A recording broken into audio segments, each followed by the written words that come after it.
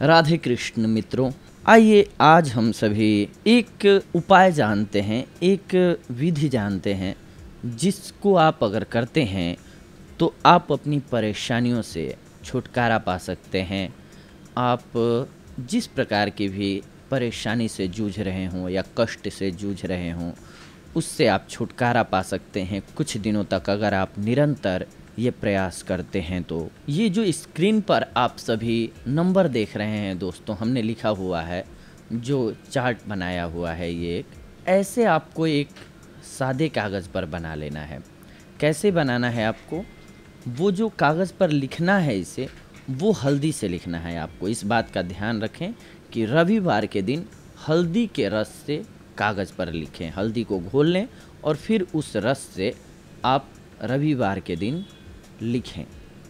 जो स्क्रीन पे आप देख पा रहे होंगे, हमने आपके लिए ये यंत्र बना करके दिखाया है दोस्तों। जिस कागज़ पर आपने ये मंत्र लिख रखा है उसकी अब आप बत्ती बना लीजिए और शाम के समय दीपक में सरसों का तेल डाल लीजिए और उस दीपक में बत्ती की जगह इस यंत्र को डाल दीजिए। जो यंत्र आपने लिख रखा है कागज़ पर, उसकी बत्ती बनाई है, उसे डाल दीजिए और इसको जला करके पूरे घर में जलाइए। इस यंत्र को, जो आपने यंत्र रूपी बत्ती को डाला ऑयल में, सरसों के ऑयल में, इसको जला करके पूरे घर में घुमा करके आइए।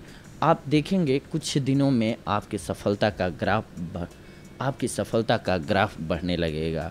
चलिए, ये तो बात हुई आस्थावान लोगों के लिए, धार्मिक लोगों के लिए। लेकिन कुछ एक ऐसे भी लोग होते हैं जिन्हें धार्मिक बातों में बहुत ज़्यादा बिलीव नहीं होता है, या फिर वो इन्हें कोरी एक बात मानते हैं।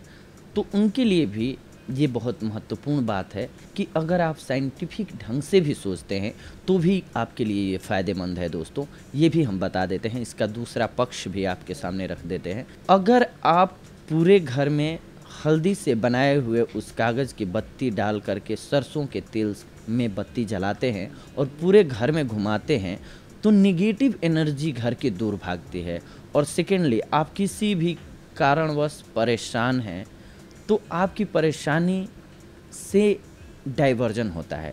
माइंड जो है वो किसी अन्य कार्य में लग रहा है, जिसकी वजह से आप अपने दुख को कुछ ही समय के लिए सही भूल पाते हैं और एक मन में अलग विश्वास आपके पैदा होता है कि हाँ, अब मेरे साथ अच्छा होगा, बिकॉज़ मैंने कुछ किया है। और जब आप मेहनत करते हैं इसके बाद, तो आप खुद ब खुद सफल हो जाते हैं दोस्तों।